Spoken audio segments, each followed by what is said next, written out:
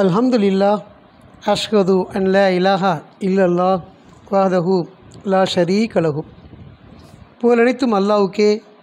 அந்த அல்லாஹுவை தவிர வேறு தெய்வங்கள் இல்லை என்று நான் சாட்சியம் பகர்கின்றேன். நாம் வழிபடக்கூடிய அந்த மகத்தான நம்முடைய இரட்சகர் தனித்தவராகவும் இணைகள் அற்றவராகவும் யோகோபித்த அதிகாரத்திற்கு உரிமை உள்ள ஒருவராகவும் குறைகளற்ற பரிபூர்ணமானவராகவும் கண்ணியமிக்கவராகவும் அடக்கி ஆளக்கூடிய நம்முடைய ஒரே எஜமானராகவும் இருக்கின்றார். நம்முடைய வழிகாட்டியாக அவர் இருக்கின்றார். இன்னும் அவர் நம்மை தொடர்ந்து கண்காணிக்கக்கூடியவராக பார்ப்பவராக நம்மை இந்த உலக ஒட்டுமொத்த ஒளியையும் செவியேற்கக்கூடியவராக இருக்கின்றார். அவர்தான் முதன்மையானவராகவும் முடிவானவராகவும் இருக்கின்றார். சர்வ வல்லமை உடையவர், சக்தி நிறைந்தவர், பெருந்தன்மையாளர், படைப்பாளர். அத்தகைய இரட்சகரே, இங்கே நாம் அவரை மட்டும் கலப்படமின்றி தனித்து வழிபடுவதற்காக இந்த ஜும்மாவிலே அமர்ந்திருக்கின்றோம். அவரை மட்டுமே தனித்து வழிபடக்கூடிய பாக்கியத்தை அல்லாஹ் நமக்கு வழங்கி நம்மை மிக சிறப்பானவர்களாக ஆக்கி வைத்திருக்கின்றார். மாஷா அல்லாஹ், லா குவத்த இல்லா பில்லா, அல்ஹம்துலில்லாஹ்.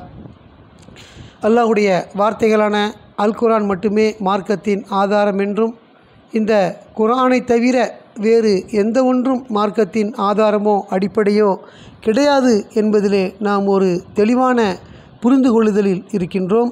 அதை அல்லாஹ் நமக்கு வழங்கியிருக்கின்றார். அத்தகைய வார்த்தைகளான இந்த அல் குர்ஆன் 114 அத்தியாயங்களை கொண்டதாக உள்ளது. 6346 வசனங்களை கொண்டதாக உள்ளது. அதை நாம் அறிந்திருக்கின்றோம். அந்த அத்தியாயங்களில் நாம் கடைசியில் வரக்கூடிய சின்ன சின்ன அத்தியாயங்களை பார்த்துட்ருக்கோம். 114 தொடங்கி இன்றைக்கி நாம் 86, 85 நம்ம சென்ற வாரம் பார்த்தோம். நட்சத்திர மண்டலங்கள் அல் புரூஜ் என்று சொல்லக்கூடிய ஒரு 22 வசனங்கள் உள்ள ஒரு சூறா. சென்ற வாரம் நம்ம அதில் 11 வசனங்கள் பார்த்துருக்குறோம். இன்றைக்கி இன்ஷா அல்லாஹ் 12 இருந்து 22 வரைக்கும் இன்ஷா அல்லாஹ் பார்க்க இருக்கிறோம். அல்ஹம்துலில்லாஹ். அவுது பில்லாஹி மினஷ் ஷைத்தானிர் ரஜீம். சூரா 85 நட்சத்திர மண்டலங்கள் அப்படின்னு அதுக்கு ஒரு பேர். அல் புரூஜ் அப்படிங்கிறது அரபி வார்த்தை. இதை பிஸ்மில தொடங்கி அல்லாஹ் பல விஷயங்கள் நமக்கு இதில் கற்றுக் கொடுக்குறாரு. ஆகாயமும் அதன் நட்சத்திர மண்டலங்களும் வாக்களிக்கப்பட்டுள்ள அந்த நாளை பற்றி நமக்கு நினைவூட்டுகின்றார். அந்த நாளில் சாட்சி சொல்லப்படக்கூடியதை பற்றியும் நமக்கு விளக்குகின்றார். குறிப்பிட்ட மக்களுக்கு கேடுங்கிறத சொல்கிறாரு. எனக்கு இது செங்குத்து பள்ளத்தாக்கின் மக்களுக்கு கேடு தான் அப்படிங்கிறத சொல்கிறாரு. அவங்க கொழுந்து விட்டிருக்கக்கூடிய நரக நெருப்பை அவர்கள் மூட்டினார்கள் அப்படின்னு சொல்கிறாரு. பின்னர் அதனை சுற்றிலும் அவர்கள் அமர்ந்து கொண்டனர், நம்பிக்கையாளர்கள் கருகுவதை ரசிப்பதற்காக. இந்த மாதிரி அவங்க ரசிக்கக்கூடிய மக்களாக, நம்பிக்கையாளர்களை, கடவுள் மட்டும் என்று சொல்லக்கூடியவர்களை ரசிக்கக்கூடியவர்களாக இருக்கிறாங்கிறதெல்லாம் சொல்கிறாரு. அதுக்கெல்லாம் என்ன காரணம் அப்படின்னு நல்லா நமக்கு சொல்லும்போது, எல்லாம் வல்லவரும் புகழுக்கு தகுதியானவருமாகிய கடவுள் மீது நம்பிக்கை கொண்டனர் என்பதை தவிர வேறு காரணம் எதற்காகவும் அவர்கள் என்ன செய்யலை, வெறுக்கவில்லை அப்படின்னு சொல்லி நமக்கு 8ஆம் வசனத்தில் சொல்கிறார். அடுத்து வானங்கள் மற்றும் பூமியின் அரசுரிமை அவருக்கே உரியது, மேலும் கடவுள் எல்லா விஷயங்களுக்கும் சாட்சியாக இருக்கின்றார். அவர்தான் அனைத்து படைப்பின் ஆட்சியாளராக இருக்கின்றார். நிச்சயமாக நம்பிக்கை கொண்ட ஆண்களையும் பெண்களையும் வன்கொடுமை செய்து பின்னர் வருந்த தவறிவிட்டவர்கள் எரிகிடங்கின் தண்டனைக்கு உள்ளாகிவிட்டனர், கருகுதலின் தண்டனைக்கு அவர்கள் உள்ளாகிவிட்டனர். நிச்சயமாக நம்பிக்கை கொண்டு நன்னெறியானதொரு வாழ்வு நடத்தியவர்கள் ஆறுகள் பாயும் தோட்டங்களுக்கு தகுதியடைந்து விட்டனர். இதுவே மகத்தான பெருவெற்றியாகும். இதை பற்றி தான் நம்ம சென்ற வாரத்தில் பார்த்தோம். வெற்றினா என்ன, மகத்தான பெருவெற்றின்னா எதுனால நமக்கு சொல்கிறாரு. அதில் நாம் குறிக்கோளாக இருக்கணும், முன்னுரிமை கொடுக்கணும். அதை அடைவதற்கு அல்லாஹ் அருளும் கிருபை செய்வாராங்கன்னு சொல்லி நம்ம சென்ற வாரம் முடித்தோம். இந்த வாரம் இன்ஷா அல்லாஹ் வசனம் 12 பார்ப்போம். அவுது பில்லாஹி மினஷ் ஷைத்தானிர் ரஜீம். உண்மையில் உம்முடைய இரட்சகரின் அடி கடுமையானதாகும் அப்படின்னு ஒரு விஷயத்தை எல்லாம் சொல்கிறார். அடி, நம்ம பல அடிகள் நம்ம பார்க்குறோம், பலவிதமான தண்டனைகளை பார்க்குறோம், பலவிதமான வழிகளை நம்ம பார்க்குறோம், அறிகிறோம், உணர்கிறோம்.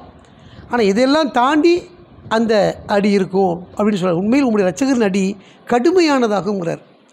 நாம் எதை இந்த உலகத்தில் கடுமைன்னு சொல்கிறோமோ அதையெல்லாம் தாண்டி கடுமையான ஒன்றா இருக்கும் அப்படின்னு எல்லாம் சொல்கிறார். ஒரு கனமான இரும்பு, அந்த இரும்பு நம்ம மேலே விழுந்தால் அது கடுமையான அடி நம்ம சொல்லுவோம். இந்த இரும்பை விட உறுதியான ஒரு பொருள் நமக்கு எதுன்னு தெரியாது. நம்ம அறிஞ்ச வரைக்கும் இரும்பு கடுமையான ஒரு கனமான பொருள், ஒரு உறுதியான பொருள்.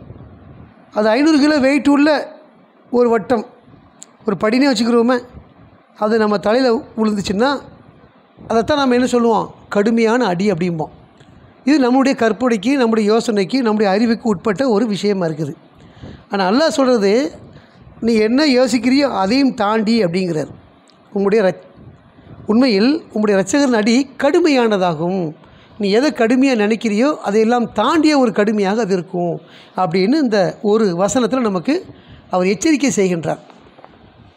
அந்த நரகத்தை பற்றி, நரகத்தினுடைய கிடங்குகளை பற்றி நமக்கு 10வது வசனத்தை சொல்லிவிட்டு அந்த அடியை பற்றி இங்கே விளக்குறாரு. உண்மையில் உங்களுடைய இரட்சகரின் அடி கடுமையானதாகும். ஏன் இதெல்லாம் நமக்கு சொல்கிறாரு? நாம் அதை தவிர்த்து கொள்ள வேண்டும் என்பதற்காக. நாம் அதை ஒருபோதும் அடைந்து விடக்கூடாது அந்த தண்டனையை அப்படிங்கிறதுக்காக. அதுக்கு என்ன செய்யணுங்கிறது கட்டளையாக இருக்குது. அவரை மட்டுமே நாம் வழிபடக்கூடிய மக்களாக இருக்கணும். நம்முடைய ஆன்மா அவரை மட்டுமே அடையாளம் கண்ட நிலையில் அந்த வழிபாட்டில் அவரை மட்டும் வழிபடுவதிலே எந்த கலப்படமும் இல்லாமல் நாம் நம்முடைய அர்ப்பணிப்பு அனைத்தையும் அவருக்கு மட்டும் செய்யக்கூடியவர்களாக இருக்கணும் அப்படிங்கிறத நம்ம செய்வதற்காக நம்ம இந்த அடிகள் நமக்கு சொல்கிறார். அதை அடைந்து விடக்கூடாதுங்கிறதுக்காக. உண்மையில் உங்களுடைய இரட்சகரின் அடி கடுமையானதாகும். எதை நாம் கடுமையாக பார்க்குறோமோ, இன்னும் சில பேருடைய கற்பனைக்கு அந்த இரும்பை விட எதை கடுமையாக நினைக்கிறாங்களோ அதையும் தாண்டிய ஒரு கடுமையாக இருக்கும். நம்முடைய ஆன்மாவால் தாங்கிக் கொள்ள முடியாத ஒன்றா இருக்கும் அப்படிங்கிறது அல்ல. அங்கே உண்மையில் உம்முடைய இரட்சகரின் அடி கடுமையானதாகும். அவர்தான் தூக்குகின்றவர். எந்த ஒரு விஷயத்தையுமே அவர்தான் தூக்குகின்றார். மேலும் அதனை மீண்டும் செய்கின்றவர் அப்படிங்கிறார். துவக்கம் நம்ம கண்ணில் பார்க்கக்கூடிய பலவிதமான படைப்புகளை அவர்தான் துவங்கியிருக்கின்றார். நம்ம நிறைய பார்க்கக்கூடிய விஷயங்கள் நம்முடைய வாழ்வாதாரங்களாக இருக்குது. இந்த வாழக்கூடிய இல்லமாக இருந்தாலும் சரி, நம்ம நடமாடக்கூடிய இந்த பூமியாக இருந்தாலும் சரி, நாம் உண்ணக்கூடிய உணவுகளாக இருந்தாலும் சரி, எல்லாத்தையுமே துவக்கிய ஒருவராக அவர் இருக்கின்றார். எதுவுமே இயல்பானது ஒன்று இல்லை. கடவுள் நம்பிக்கை இல்லாத மற்ற மனிதர்கள் இயற்கைன்னு சொல்லக்கூடியவங்களா இருக்கிறாங்கள்ல, அப்படி இல்லை. அவர்கள் எதை இயற்கையாக பார்க்குறாங்களோ அது எல்லாமே கடவுளுடைய படைப்புகளாக இருக்குது, அவருடைய கட்டுப்பாட்டில் இருக்குது. எல்லாத்தையுமே வாழ்வும் மரணத்தையும் கட்டுப்படுத்தக்கூடிய ஒருவராக அவர் தான் இருக்கிறாரு. அவர் அறியாத எந்த ஒன்றுமே இல்லை. நாம் காண முடியாத எந்த ஒன்றும் அவருடைய படைப்பாக இருக்குது. அந்த படைப்பை அவர் தான் துவங்குகின்றவராக இருக்கிறார். நீராக இருக்கட்டும், காற்றாக இருக்கட்டும், ஒளியாக இருக்கட்டும், வெளிச்சம் எதுவாக இருக்கட்டும், எதுவுமே அவர் துவங்கிய ஒன்றா இருக்குது. அதை அவர் தான் துவங்குகின்றவர், மேலும் அதனை மீண்டும் செய்கின்றவர். எது எப்போ முடிஞ்சு போதோ திரும்பவும் அதையே செய்யக்கூடிய வல்லமை உள்ள ஒருத்தராக இருக்கிறார். நமக்கு உண்ணக்கூடிய உணவுகள், தாவரங்கள் எல்லாமே முளைப்பித்து நாம் பயன்பெற்று திரும்பவும் என்ன ஆகுது, அழிஞ்சு போகுது, கூலங்களாக மாறுது, சருகுகளாக ஆயிடுது, மண்ணோட மண்ணாக மக்கிடுது. ஆனால் அதை மீண்டும் செய்யக்கூடிய ஒருவராக அவர் இருக்கின்றார்னு சொல்கிறார். எதை அவர் துவங்கினாரோ, எது திரும்பவும் அழிக்கப்பட்டதோ, இறந்து விட்டதோ, அதனை மீண்டும் செய்கின்ற ஒருவராக அவர்தான் இருக்கின்றார். வேறு யாரும் எதையும் என்ன செய்ய முடியாது, உயிர்ப்பிக்க முடியாது அப்படிங்கிறத அல்லாஹ் நமக்கு சொல்கிறார். ஆக கடவுள் அப்படிப்பட்ட தன்மை உள்ள ஒருத்தராக இருக்கும் பொழுது, அந்த தன்மையை நாம் அறியும்போது இதுதான் கடவுளுக்குள்ள தன்மையாக இருக்குது, இவர் தான் கடவுளாக இருக்க முடியுங்கிற ஒரு தீர்மானத்திற்கு நாம் என்ன செய்வோம், வந்துடுவோம். அப்போ அத்தகைய இரட்சகர் எப்படிப்பட்ட சக்தி உள்ளவராக இருக்கிறாரு, பவராக இருக்கிறாரு, அதிகாரம் உள்ள ஒருத்தராக இருக்கிறாரு, நாடியதெல்லாம் செய்யக்கூடிய ஒருத்தராக இருக்கிறாரு. ஃபஆலு லிமா யுரீதுன்னு அவர் சொல்கிறாரு. இப்படிப்பட்ட இரட்சகருக்கு நாம் சரணடைந்து ஆக வேண்டும் அப்படிங்கிற முடிவுக்கு நாம் வருவோம் எப்போ, அந்த தன்மைகளை அறியும் பொழுது. ஆக அல்லாஹ் அவருடைய அடி கடுமையானதாக இருக்கும். அவர்தான் துவங்கக்கூடியவராக இருக்கிறாரு, அவர்தான் மீண்டும் செய்யக்கூடியவராக இருக்கின்றார். எது அழிந்து விட்டதோ, இறந்து விட்டதோ, மறைந்து விட்டதோ அதை மீண்டும் செய்யக்கூடியவராக இருக்கின்றார். அத்தகைய இரட்சகரை நாம் நம்முடைய இரட்சகராக நாம் அடையாளம் கொண்டிருக்கின்றோம் இல்லையா? மேலும் அவர் எப்படிப்பட்டன்னு சொன்னால், தண்டனை எப்படி அவர் விலக்கி சொல்கிறாரோ அதே மாதிரி மேலும் அவர்தான் மன்னிக்கின்றவர், மிகுந்த கனிவுடையவர்ங்கிறார். நம்மை மன்னிக்கக்கூடிய ஒருவர் அவர்தான். அவரை தவிர யாருமே நம்மளை மன்னிக்க முடியாது. ஏன்னா நம்ம செய்யக்கூடிய காரியங்கள், பணிகள், வேலைகள், தீய விஷயங்கள் ஏராளம் மனிதர்கள் மத்தியில். எப்போவுமே மனிதன் பக்தியாக இருப்பதில்லை. பக்தியை தாண்டி பக்தி இல்லாத நேரங்கள் பல நேரங்கள் இருக்குது. அதில் நம்ம பாவங்கள் செய்யக்கூடிய மனிதர்களாக இருக்கிறோங்கிறத நம்ம அறிஞ்சே இருக்கிறோம். அந்த பாவங்கள் மன்னிக்கப்படலைன்னா நமக்கு உண்மையிலே மீட்சி கிடையாது. நம்முடைய விதி மோசமான ஒரு விதியாக ஆகிடும். அந்த மாதிரி நிலைமைக்கு ஆகக்கூடாதுங்கிறதுக்கு தான் அல்லாஹ் என்ன ஒரு ஆப்ஷன் வச்சுருக்கிறாரு, மன்னிக்கின்ற ஒருவர் அப்படிங்கிற சொல்கிறார். அவர் தான் மன்னிக்கின்றவர். அப்போது எதுக்கு அதை சொல்கிறார்? நமக்கு நான் மன்னிக்க இருக்கிறதுனால நீங்கள் மன்னிப்பை கேளுங்கன்னு சொல்கிறார். மன்னிப்பு கேட்பது நம்ம வழிபாட்டின் ஒரு அங்கமாக இருக்குது. பிரார்த்தனை செய்வது வழிபாட்டின் அங்கமாக இருக்கிற மாதிரி கடவுளை பிரார்த்திப்பது, மன்னிப்புங்கிறதும் பிரார்த்தனையில் உள்ளது தான். அப்போ அல்லாஹ்விட மன்னிப்பு கேட்பது ஒரு வழிபாட்டின் அங்கமாக இருக்குது. அதை அல்லாஹ் நமக்கு கற்றுக் கொடுக்குறார். அவர் தான் மன்னிக்கின்றவர். ஸோ நீங்கள் மன்னிப்பு கேளுங்க. மன்னிப்பு கேட்டால் மட்டும்தான் நான் மீட்சி அடைய முடியும். ஒருவன் தன்னைத்தானே நான் எல்லா பாவத்திற்கும் அப்பாற்பட்டவன் நினைக்கிறான்னா உண்மையிலே அவன் மிகப்பெரிய பாவியாக இருப்பான். அவனை அறியாத நிலையில் இருக்கிறான். அவன் நான் எந்த பாவம் செய்யலை அப்படிங்கிற மாதிரி அவன் அறியாத நிலையில் நிறைய பாவங்கள் செய்யக்கூடிய இருக்கிறான். உதாரணமாக கடவுளை எப்பவும் நாம் நம்முடைய வழிபாட்டுக்குரியவராக இருக்கிறாரு. அவரை தான் நாம் இரவும் பகலும் நினைக்க வேண்டும்ங்கிற அல்லாஹ் சொல்கிறாரு. அதை நினைக்கலைன்னா நாம் பாவி ஆகிடுவோங்கிறத அவன் அறிந்து கொள்ளவில்லை. நம்முடைய மனங்கள் எப்போவுமே கடவுளை சார்ந்து என்ன செய்யணும், நிறைஞ்சி இருக்கணும். வியாபாரம் பண்ணாலும் சரி, இந்த பூமியில் நடந்தாலும் சரி, பேசினாலும் சரி, அமைதியாக பேசணும், சாந்தமாக பேசணும், கனிவாக பார்க்கணும், இரக்கத்தோடு இருக்கணும், தர்ம சிந்தனையோடு இருக்கணும், மெதுவாக நடக்கணும். எவ்வளோ விஷயங்கள் நமக்கு எல்லாம் கற்றுக் கொடுக்குறாரு. இதெல்லாம் கடவுளை சார்ந்து இருக்கக்கூடிய செயல்களாக இருக்கும். நேர்மையாக இருக்கணும், வாங்கின காரனை திருப்பி கொடுக்கணும், அமானிதங்களை பாதுகாக்கணும், தர்மத்தை பேணணும், ஜக்காத்தை முறையாக செலுத்தணும் இல்லையா? இப்படி ஏராளமான சட்டங்களை நமக்கு எல்லாம் கட்டளைகளை கொடுத்துருக்கிறாரு. அவைகளை நாம் மிகச்சரியாக செஞ்சுட்டு வாரோமான்னா நிறைய குறைபாடோடு இருப்போம். அப்படி செய்யக்கூடிய நாம் பாவி தான் அப்படிங்கிறத நம்மளால் புரிஞ்சு கொள்ள முடியும், நம்பிக்கை கொண்டவங்களால். நம்பிக்கை கொள்ளாத ஒருத்தன் அவன் மனம் எப்படி கடுமையாக ஆயிடுச்சுன்னு சொன்னால் நான் எல்லா பாவத்துக்கும் அப்பாற்பட்டவன் அப்படி நினைக்கக்கூடிய அளவுக்கு மோசமாயிடுறான். அப்போது அவன் மன்னிப்பை பற்றியே ஒன்றும் அசட்டை செஞ்சு இருப்பான். அதை பற்றி அவனுக்கு எந்த கவலையும் கிடையாது. ஆனால் அல்லாஹ் நமக்கு என்ன கற்றுக் கொடுக்குறாரு, அவர் தான் மன்னிக்கின்றவர். அப்போ அவர்கிட்ட நீங்கள் மன்னிப்புக்கு நீங்கள் கேளுங்க, மன்னிப்புக்கு மீளுங்க அப்படின்னு கற்றுக் கொடுக்குறார்.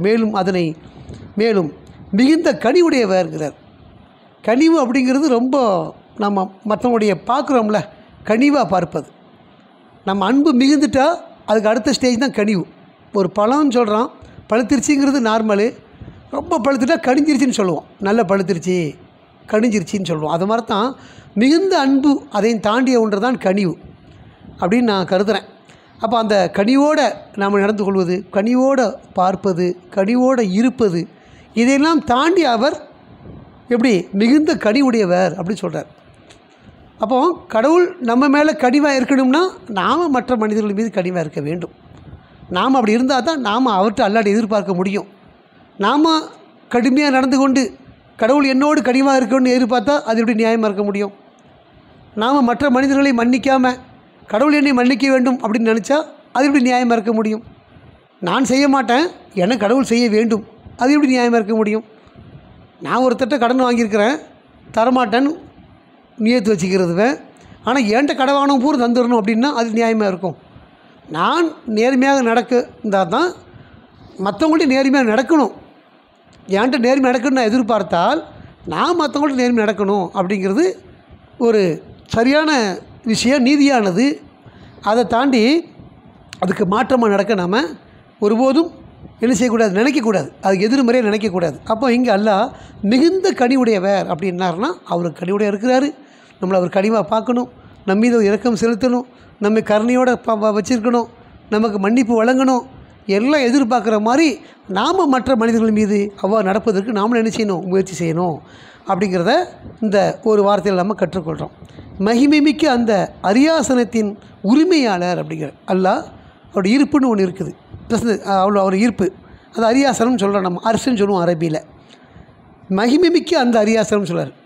அந்த அரியாசனமே மிக மகிமை மிக்கது அப்படிங்கிறார். மகிழ்ச்சியை தரக்கூடிய மகிமை மிக்கதாக அது இருக்குது. மகிமை மிக்கது அப்படின்னா எப்படி, நம்ம ஒரு வச்சுருக்கிறோம் உட்காரக்கூடிய சோபா ஆசனம் என்ன சொல்கிறாங்க பேர் ஆசனங்கள்னு சொல்கிறோமா, அதில் பல விதமாக எப்படி நம்ம பார்க்குறோம். சாதாரணமாக ஒரு பிளாஸ்டிக் சேரில் இருந்து, ஒரு குஷைன் சோபாவில் இருந்து, ரொம்ப வேலைப்பாடுடைய விஷயங்கள் இருந்து, ரொம்ப வெல்வெட்டு பட்டாலான பளபளக்கக்கூடிய எவ்வளோ ஃபர்னிச்சர் நம்ம பார்க்குறோம். வேலைப்பாடு செஞ்சது, உட்காந்தா ரொம்ப சொகுசாக இருக்கிறது, அது கலர்ஃபுல்லாக இருக்கிறது, எப்போவுமே அது தூய்மையாக இருக்கிறது. அப்போ அந்த ஆசனங்களுக்குன்னு வெவ்வேறு கேட்டகரி இருக்குதா இல்லையா, நம்ம உலகத்துலேயே பார்க்குறோம். பல விதமான வலைதளங்களில் பார்க்குறோம். ரொம்ப பார்த்தா நம்ம இது வரைக்கும் பார்க்காத ஒரு விதமாக இருக்கும். அது ரிச்னஸ்ஸாக இருக்கும். வீடுகள் நம்ம வச்சுருக்கிறோம், சுத்தமாக வச்சுருப்போம், நீட்டாக இருக்குது, பார்க்குறதுக்கு ஒரு சந்தோஷமாக நம்ம வீட்டில் நம்மளை குடியிருக்க மனசு வரும். வெளியேருந்து உள்ளே வாரோம்னா நம்ம வீடு வந்து எந்தெந்த பொருள் அங்கங்கே இருந்துச்சு அப்படின்னா நமக்கு அது ஒரு சிஸ்டமேட்டிக்காக நம்ம ஃபாலோ பண்ணுறோம். வீடை தூய்மையாக, தரையை தூய்மையாக வச்சுருப்போம், ஒயிட் வாஷ் பண்ணியிருக்கோம், வந்தால் ஒரு பளிச்சின்னு இருக்கும், ஒரு அமைதியான ஒரு இதம் கிடைக்கும் நமக்கு. ஆனால் அதே ஒரு வீடு வந்து ஒரு இருக்கக்கூடிய இடத்துல இல்லாமல் அங்கங்கே ஆடைகளும் அங்கங்கே அழுக்கு துணிகளும், தரையில் சம்மந்தமில்லாத மேட்டு இருக்கிறது, தூசியும் துருமாக இருக்கிறது, குப்பைகள் வீசி கிடக்கிறது, இதெல்லாம் பார்த்தா நமக்கு அந்த வீட்டில் குடியிருக்கிறதுக்கே மனசு வராது. அப்போது இந்த வீட்டுக்கும் அந்த மாதிரியான ஒரு மிகப்பெரிய ஒரு ஆசனமுள்ள ஒரு மாளிகைக்கு வித்தியாசம் இருக்குதா இல்லையா?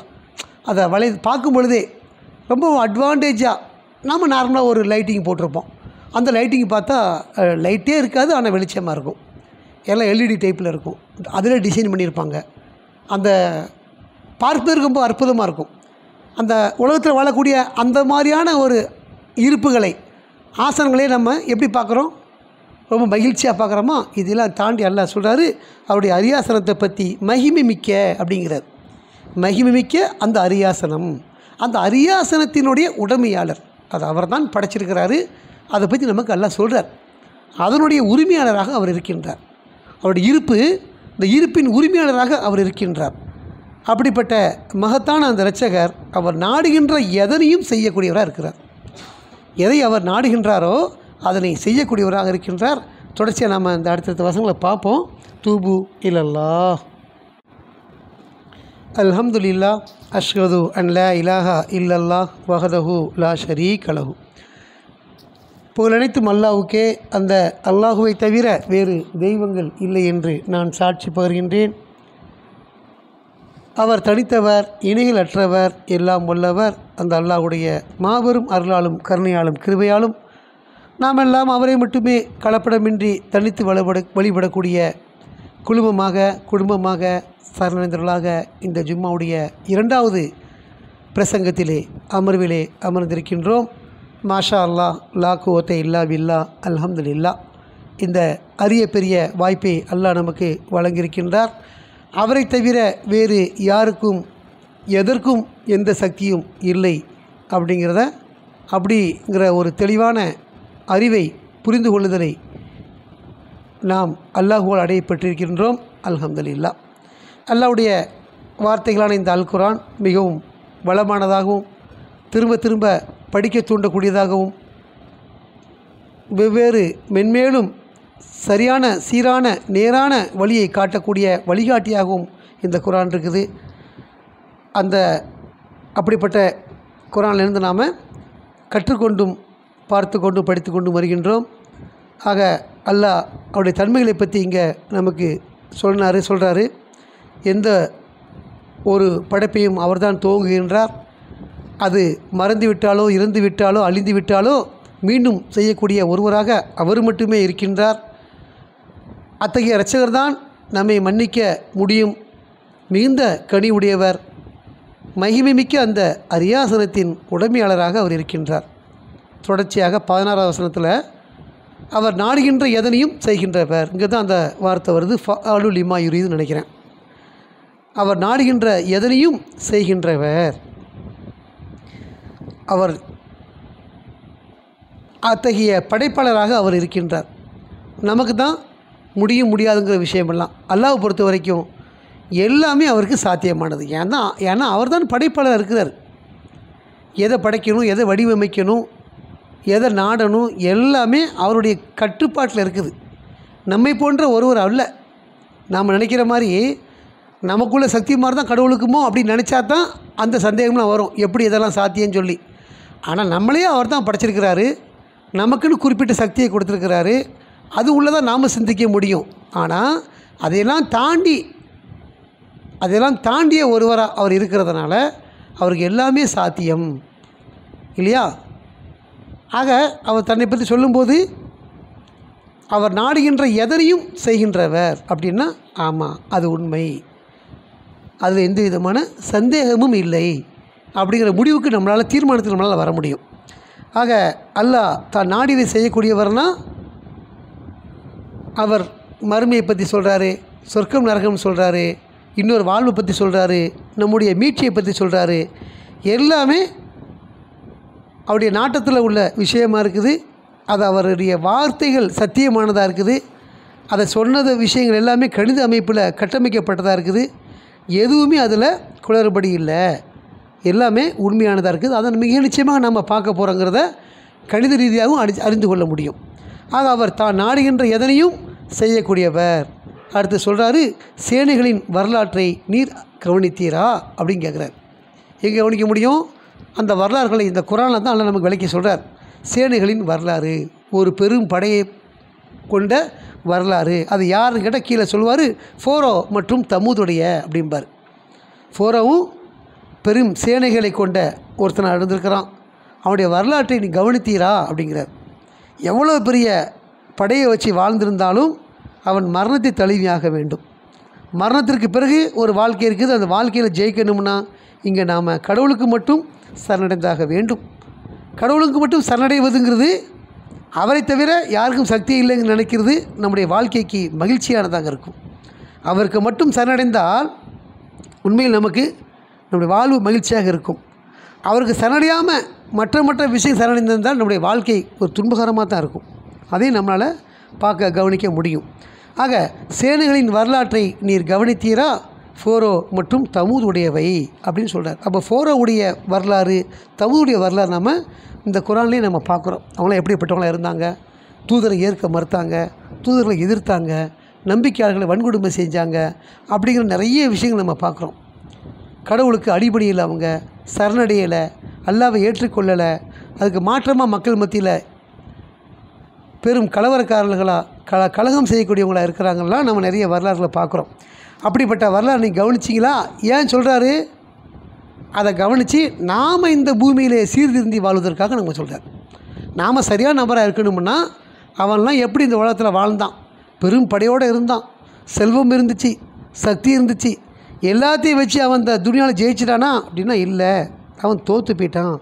அவனுடைய உலகத்தில் அந்த விதி மோசமாக இருந்துச்சு. ஃபோரோவை பொறுத்த வரைக்கும் தண்ணியில், கடலில், சமுத்திரத்தில் மூழ்கடிக்கப்பட்டு மரணிக்கப்பட்டான். மரண தருவாயில் அவன் ஈமாங்கொண்டான். மூசாவுடைய இரட்சகரை ஏற்றுக்கொள்ளதாக அவன் ஈமாங்கொண்டான். ஆனால் அது பயன் இல்லை. வாழும் பொழுதே நாம் ஈமாங்கொண்டு நல்லவன் செஞ்சால் தான் பயனே தவிர வாழ்க்கையின் முடிவில் நமக்கு அந்த வாய்ப்பே இருக்குமான்னு தெரியாது. உயிர் எல்லாமே ஒரு சுயநிலையோடையே சாகுவான். எல்லாமே கொஞ்சம் கொஞ்சமாக மங்கிரும்.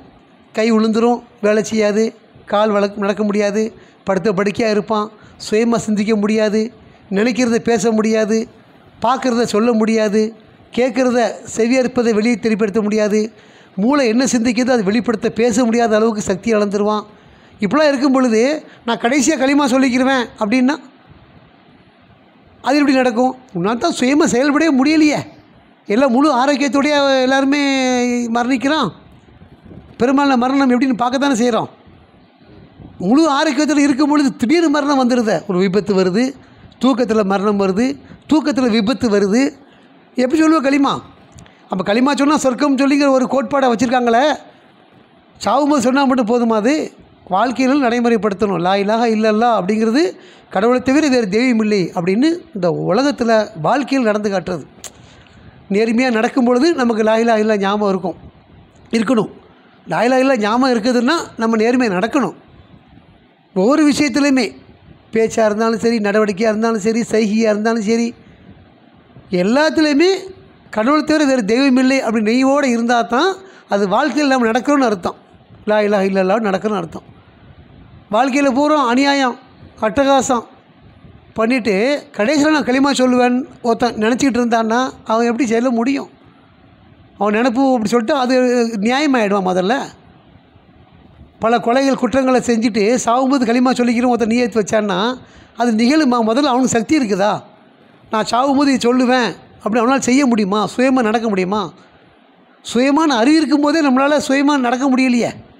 எல்லா கட்டுப்பாடு கடவுள்கிட்ட இருக்குதே. அப்படி இருக்கும் பொழுது அப்போது எப்படி செயல்பட முடியும்? சுயமாக நடக்கும் பொழுதே நம்மளால் நினச்சதை செய்ய முடியலை. அப்போது சுயநினைவு இழந்துட்டால் எப்படி செய்ய முடியும்? அது முடியாது. இது தான் ஃபிரௌன் செஞ்சான். அவன் சுயநினைவோடு தான் இருக்கிறான். அதே அல்லாஹ் அங்கே சொல்லி காட்டார் நமக்கு. அவன் சாகும்போது சுயம் சொல்ல முடியாதுல்ல. சாவுக்குடி தருவாயில் அவன் சொல்கிறான். ஆனால் அது ஏற்றுக்கொள்ளப்படாதுங்கிறது அல்லாஹ் நமக்கு சொல்கிறார். இப்படி அந்த சுயநிலை வரலாறுல பல விஷயங்கள் வரலாறு நம்ம சொல்கிறார். அதெல்லாம் நம்ம வாழ்க்கையில் நமக்கு பார்த்து அதை நம்ம படிப்பினையாக ஏற்றுக்கொள்ள இப்போ பார்க்கணும். அதை படிப்பினையில் கண்டு நாம் நம்மளை சீர்திருத்தி கொள்ள வேண்டும். நம்மள்ட்ட என்ன தவறு இருக்குது? நாம் எப்படி நடக்கிறோம்? நாம் கனிவாக இருக்கிறோமா? கோபமாக இருக்கிறோமா? எப்படி நடந்து கொள்கிறோம்? மற்ற மனிதர்கள்ட்ட குடும்பத்தில் எப்படி நடந்து கொள்கிறோம்? நம்மகிட்ட பொறுமை இருக்குதா? இதெல்லாம் ஒன்று ஒன்றா நம்ம பார்த்தோம்னா அந்த வரலாறுலேருந்து நம்ம கற்றுக்கொள்ளணும். அதுக்கு தான் நமக்கு அதை நினைவுபடுத்துகிறாரு. சேனைகளின் வரலாற்றை நீர் கவனித்தீரா? ஃபோரோ மற்றும் தமூதுடையவை. அந்த மாதிரி பல வரலாறு இருக்குது. காரூன் பெரும் சிறந்தவன் வாழ்ந்தவன் உதாரணமாக அல்லாஹ் ரெண்டு சொல்கிறாரு. நம்ம மற்றவங்களும் பார்த்துக்கிறணும். அப்போ அடுத்து நம்ப மறுப்பவர்கள் ஏற்க மறுத்ததால் பீடிக்கப்பட்டுள்ளனர் அப்படிங்கிறார். கடவுளை நம்ப மறுத்த காரணத்தால் தான் ஏற்க மறுத்த காரணத்தால் தான் அவங்க பீடிக்கப்பட்டுள்ளனர். துன்பத்தால் பீடிப்பு, நோயால் பீடிப்பு, கஷ்டத்தால் பீடிப்பு, பலவிதமான பீடிப்பு அவங்களுக்கு இருக்குது. என்ன காரணம்னா கடவுளை அவங்க ஏற்றுக்கொள்ளலை. கடவுளை ஏற்றுக்கொள்ளாத சில பேர் வளமாக வாழ்கிறானே அப்படி நினச்சிட்டு இருப்போம் நம்ம. அதுவும் இருக்குது. விதிப்படி நடக்குது. அவனும் கடவுள் நம்ப மாட்டான், தான தர்மம் செய்வான். கடவுள் நம்ப மாட்டான், நல்லவனாக இருப்பான். அவனுக்கு அவனுடைய காரியங்களுக்கு கூட பிரதிபலனாக இந்த உலகத்திலே வழங்கப்படுது. மறுமையில் எந்த பங்கும் இல்லை. நம்பிக்கையாளரை பொறுத்த வரைக்கும் இந்த உலகத்திலையும் வழங்கப்படும், மறுமையிலையும் வழங்கப்படும். நம்பிக்கையற்ற ஒருவனுக்கு இந்த உலகத்தில் மட்டும் அந்த வழங்கப்படுது. அதுக்கு பிறகு அவன் என்ன செய்யப்படுறான்? தண்டிக்கப்படுறான். அப்போது இவங்க பீடிக்கப்படுவதற்கு காரணம் நம்ப மறுப்பவர்கள் ஏற்க மறுத்ததால் தான் அப்படிங்கிறது அல்லாஹ் நமக்கு ஒரு விஷயத்தை சொல்கிறார். அவன் வளமாக வாழ்கிறான், செல்வமாக இருக்கான், பல பேரை வேலைக்கு வச்சுருக்கான் அப்படின்னா அவன் மனம் எப்படி நமக்கு தெரியுமா? இன்றைக்கி எவ்வளவு பணம் வசதியும் உள்ளவங்க தூக்கம் இல்லாமல் இருக்கிறாங்க.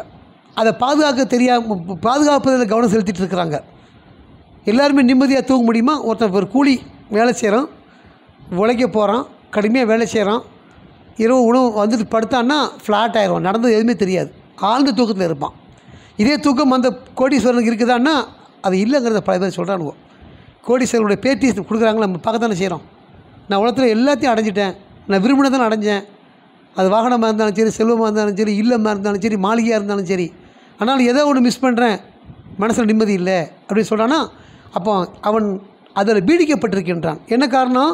கடவுளை ஏற்காமல் இருப்பதனால, நம்ப மறுத்ததின் காரணமாக பீடிக்கப்பட்டுள்ளனர். கடவுள் அவர்களை பற்றி முற்றிலும் அறிந்திருக்கின்றார். ஒவ்வொன்றை பற்றி கடவுள் அறிஞ்சிருக்கிறார். அது உயிர் உள்ளே இருந்தாலும் சரி, உயிரற்ற ஒரு அசையா பொருளாக இருந்தாலும் சரி, கல் மண்ணாக இருந்தாலும் சரி, பாறையாக இருந்தாலும் சரி, எல்லாத்தை பற்றியுமே கடவுள் நினைச்சார், அறிஞ்சிருக்கிறார். இங்கே குறிப்பிட்டு சொல்கிறது அல்ல என்னென்னா, கடவுள் அவர்களை பற்றி முற்றிலும் அறிந்திருக்கின்றார். இங்கே மனித வர்க்கத்தை அல்ல சொல்கிறார். கடவுள் அறியாத எந்த ஒரு மனிதரும் கிடையாது. எல்லாருடைய மனநிலைமையும் தெரியும், எல்லாருடைய ரகசியமும் தெரியும், ஆள் மனிதன் ரகசியமும் தெரியும், நாம் நினச்சி பார்க்காத வருங்காலத்தில் நினைக்கக்கூடிய ரகசியங்களும் அவருக்கு தெரியும். ஏன்னா அவர் தான் படைப்பாளர். அந்த இரட்சகருடைய தன்மை எங்கள் அல்ல சொல்கிறாரு, கடவுள் அவர்களை பற்றி முற்றிலும் அறிந்திருக்கின்றார். உண்மையில் இது மகத்தானது குரானாகும். இந்த குரான் மகத்தான ஒன்று. அந்த மகத்தான ஒன்றை நாம் மிஸ் பண்ணிடக்கூடாது. இந்த குரான் எப்படிப்பட்டது நிறைய நம்ம பேசியிருக்கோம். அதை பற்றி சான்றுகள் உள்ளது, வழிகாட்டக்கூடியது, சட்டங்களை சொல்லக்கூடிய ஒரு புத்தகமாக இருக்குது. எவ்வளோ விஷயங்கள் நமக்கு எல்லாம் சொல்கிறாரு, பட்டியலிடுறாரு. அப்படிப்பட்ட இந்த குரானாகும். இந்த குரான் பாதுகாக்கப்பட்டதொரு மூலப்பலகையிலையும் இருக்குதுங்கிறதையும் கடைசியாக சொல்லி முடிக்கிறார். ஆக குரான் அப்பேற்பட்ட மகத்தான குரானாக இருக்குது. அதை நாம் அடைஞ்சிருக்கிறோம். அப்படி அடைஞ்ச இந்த குரானை அதனுடைய மகத்துவத்தை நாம் அறிஞ்சு தொடர்ச்சியாக அல்லாஹ்வுடைய வேதங்களை படிக்கக்கூடியவங்களா பார்க்கக்கூடியவங்களா இருந்து மற்றவங்க இந்த வேதத்தை படிக்கும்போது கேட்டு அதிலிருந்து அல்லாஹ் நமக்கு தரக்கூடிய சிந்தனைகளை அடைந்து அதனுடைய வழியிலே நடந்து அல்லாஹ் நம்மை மீட்டுக்கொள்வதற்கு அருளும் கிருபையும் செய்வாராக என பிரார்த்தித்தவனாக இந்த ஜும்மாவை நிறைவு செய்வோம்.